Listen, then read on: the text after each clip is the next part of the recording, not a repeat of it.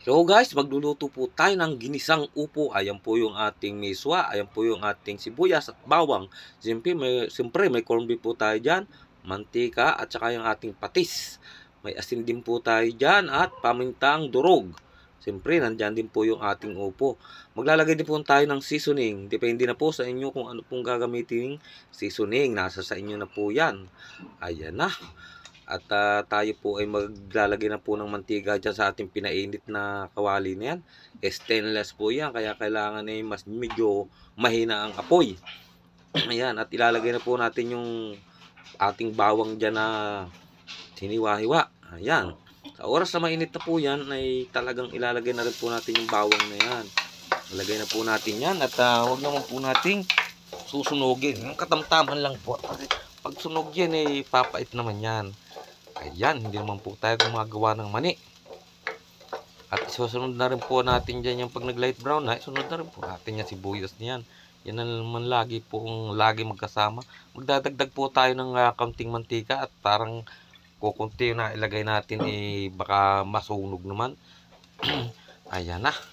Ilagay na po natin yung sibuyas. At yung sibuyas na yun sa oras naman po malanta yan, ay talagang pwede na rin po nating isunod dyan yung ating corned beef. Ayan. At pag nalanta na po yan, okay na po yan. Halo-haloin lang po natin dyan. At talagang hindi ko na po nililiitan ng hiwa yung sibuyas na yan. At yan po yung maghihiwa-hiwalay din pag yan po ay nalanta. Ayan na. Talaga naman pong napakabango. Bawang pa lang po at sibuyas. Napakasimpleng luto lang po ng aking ginagawa dyan sa upong yan. Ginisang upo. Napakasimple lang po. Ayan, yan po yung parang mga lutong natin, probinsya. Ayan po, talaga namang ganyan po ang ginagawa ko sa probinsya nung kami marami pang time na upo. Ayan na, talagang mabango na po yan. Sa oras po na malanta yan, gisa na rin po natin ang corned beef. Halo-haloin lang po natin yan. Ayan, malapit na pong malanta yan. Hindi naman po naman dapat nating pakasunugin yung sibuyas na yan. At yan baka naman medyo mag-iba ang lasa niyan. Baka yan po ay pumait. Ayan na. Ayan, pinukpok na po ang sandok. Ay, ilagay na po natin yung corned beef na yan. Igisa na rin po natin yan. Ayan, yan po ay dalawang latang maliit. Ang ating pong inilagay. Oh, talaga namang binibidyo pa. Ayan, nag-video pa po yun ito. Sabay halo. Ayan na. Halo-haloin lang po natin yan. At naku, kahit yan ay ulam na po yan. Kahit hindi na po natin ilagay yung upo. Ayan. Halo-haloin lang po natin yan. Talagang yan po baka masunog. Balik-balik na rin po natin yan. Ayan na. Hinalukay na. Ayan. Haluin natin yan. At para sa ganun hindi naman po dumikit dyan sa ating lutuan yan. At sa oras po yan medyo brown na rin po talaga yun Something lang po. Yan po dati namang luto na yan. Yung corned beef na yan. Sunod na po natin yung ating hiniwa-hiwang upo. Ayan na. Marami-rami rin po yan. At siyempre maglalagay po tayo dyan ng meswa. Kahit isang piraso lang po ay lalagay natin yan. Ayan na. Halo-haloin po natin yan. At talagang para mag-isa po siya dyan, para mag-balance po yung luto niya. At magdadagdag po tayo dyan ng tubig, mga 2 basong tubig po. Ang nilalagay po dyan tubig ay yung mainit na, yung pong galing sa thermos. Ayan, para sa ganun mas madali siyang kumulo. Ayan, talagang halo-haloin po natin yan. At mamaya po tayo mag-add ng mga panimpla niyan. At yung corned beef pong yan medyo may alat din yan. Kaya alalay lang po tayo dyan. Ay binidyo na naman. Ilagay po natin yung ating pamintang yan. At para po yan sumaman ang lasa dyan. Talagang yan po ay nilalagay dyan pagka tayo nagigisa. Para mapasama po dyan sa paghalo na yan. Ayan po, shout out po sa mga aking mga viewers po. Ayan. Halu-haluin po natin yan.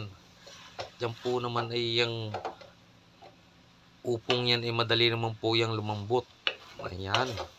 Talaga namang ipinukpok na. Maglalagay po tayo ng tubig dyan. sa oras na po yan inaakala natin na pwede na lagyan. Kasi baka dumikit po yan sa ating lutuan. Pero yung upo ho ay nagtutubig din yan.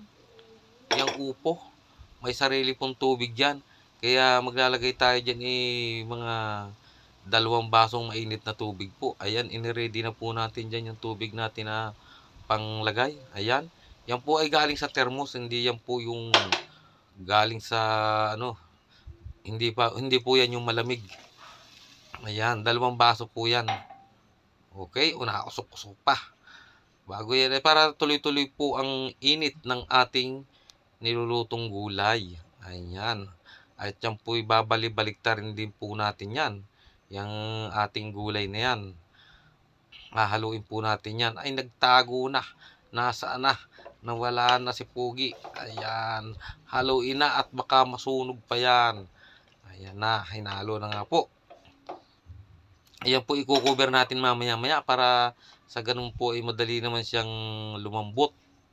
Kasi napakadali rin nga pong lumambot niya. Napakadaling lutuin ng ating gulay na upo. At yung upong yan ay napakatagal pong lumamig. Akala mo yung malamig na, pag subo mo yung mainit pa pala. At maglalagay po tayo ng patis. Alalay lang po at gaya na sinabi ko po ay may alat din po yung ating corned beef dyan. Yung po ay may lasa na. Ayan.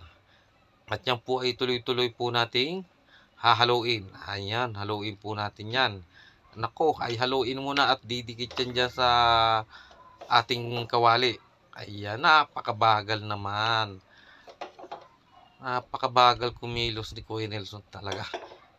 Ayan, haluin po natin yan. At i-cover po natin yan ng ilang sandali lang.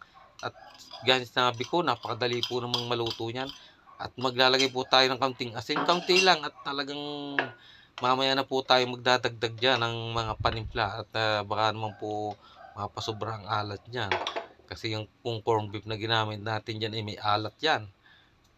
Ayan, i-cover po natin yan para sa ganun madaling kumulo. At maglagay na rin po tayo dyan ng yan po yung bitchin. Ayan, yan naman po bitchin na hindi po masama yan. Huwag lang maparami. Ayan, yan po ay matagal na po nating ginagamit. I-cover po natin. Ayan, para madali pong maluto. Okay. Ayan na, na-cover na po natin yan. At yan po ay ating bubuksan-buksan din at baka naman po ma-overcook yung ating gulay dyan. Ayan po ay napakadali namang maluto. Ayan, buksan na po natin yan. Sulakan na guys. Ayan mga idol, sulakan na. At yan po ay sa ilang saglit lang po ay luto na yan. At ilalagay na rin po natin dyan yung ating miswa. Ayan po yung dalagang pansit. Miswa, tinikman na. Ay hindi pa talaga yan na tikman natin para alam natin mamaya-maya yung ating dadagdag. Ayan na. Ibinalik na. Oh, umuusok-usok pa talaga. Napakasarap niyan, guys. Kahit simpleng gulay lang po, yan ay masarap. Sinarapan po natin yan at para naman po yung gulay natin ay may lasa. Eskas po. Ayan na. Sulakan na. Oh, ay binidyo na naman. Ay talaga namang si Kuya Nelson ay napakakulit. Nilagay po natin dyan yung ating miswa. Ayan. Ayan mong miswang yun ay napakadali rin po maluto niyan. Pagka ganyang yan po ay kulong-kulo na yung ating gulay. Ayan ay luto na agad yan. Ayan na. Halo-haloin po natin yan.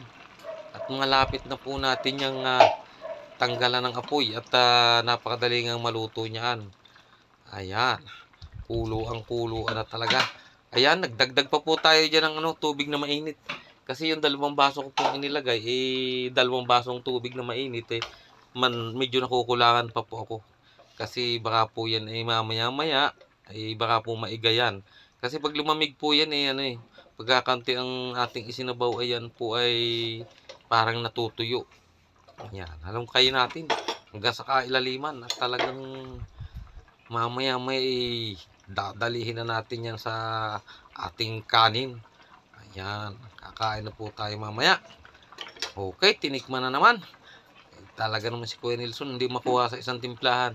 Ganyan naman talaga po ang pagluluto. Ayan, okay na. Okay na ang panimpla ng Kuya Nelson.